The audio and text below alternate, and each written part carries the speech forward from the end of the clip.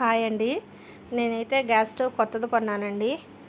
So పాతది అస్సలు పనిచేయట్లేదు. మెట్రోలో తీసుకున్నానండి పాతది కూడా.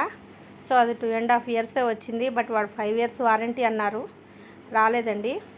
ఇది మా ఇంటి దగ్గర ఉన్న మార్ట్లో తీసుకున్నాను. ఇది వచ్చేసి నాకు 2000 పడిందండి.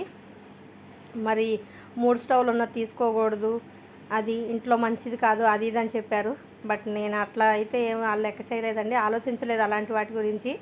సో నేనైతే తీసుకున్నానండి. చూసారా, అది ఆటోమేటిక్ అండి. వెలిగించి చూశాను.